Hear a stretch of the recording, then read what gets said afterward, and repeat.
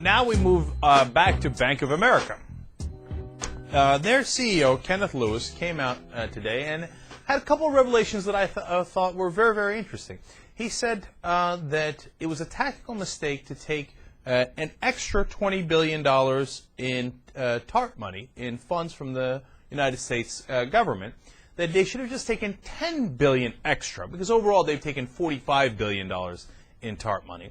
If they had just taken $10 billion extra, they wouldn't have seemed as weak as Citigroup, and that wouldn't have hurt their stock price just as much. And he says, look, if we had 8% Tier 1 capital after a $15 billion loss, but we wanted a cushion. Okay, so forget the technical part of it. But he said, look, we wanted an extra $10 billion in cushion. That's why we took the extra money. But in hindsight, we probably shouldn't have for other reasons. So pause for a second and think about that. So that means they're like, well, we didn't really need that extra $10 billion. But we told the Treasury, Tim Geithner and whoever else, and the Bush guys are saying, yeah, come on, give us another $10 billion, just in case. I haven't seen anybody else comment on this. But when I saw that story, I thought, oh, man, are they robbing us blind?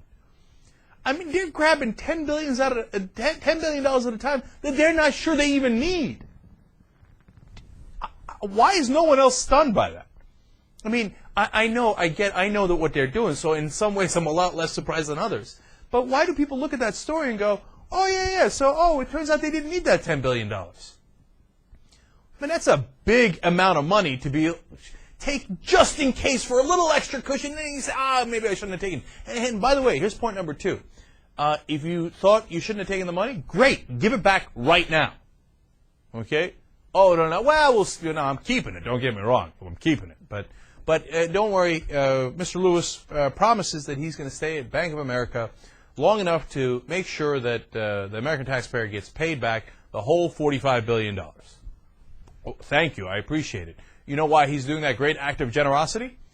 Because of his current salary.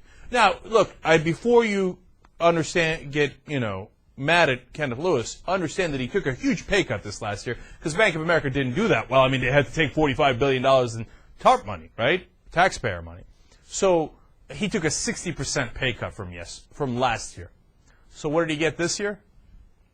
$9.96 million. He got a 60% pay cut. The man who needed $45 billion in taxpayer money to bail out his company still got paid $10 million.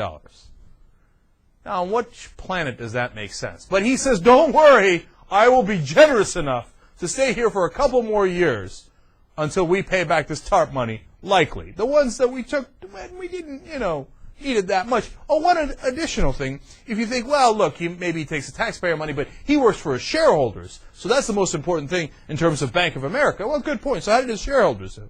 Oh, look, the bank has declined 66% in market value last year, including dropping 74% after its acquisition of Merrill Lynch.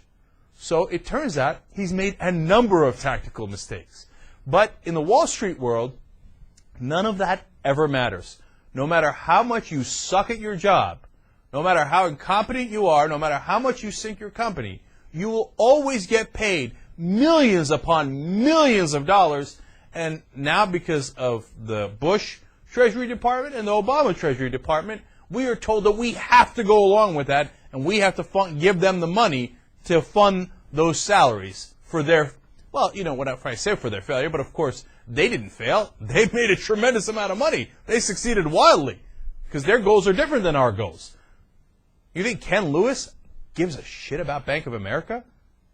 Okay, look, maybe a little bit, and he's got his pride and his ego involved. So he wants to pull it out, and he wants to be the hero, right? Be like, look, we got it back to sustainability, etc. But overall, man, so what if he didn't? Last year he made $24.8 million. This year he made $10 million. How about all the years in the past where he made tens of millions of dollars? If everything goes under, Bank of America is done tomorrow and they nationalize it, you know how much it's going to affect Kenneth Lewis's bottom line?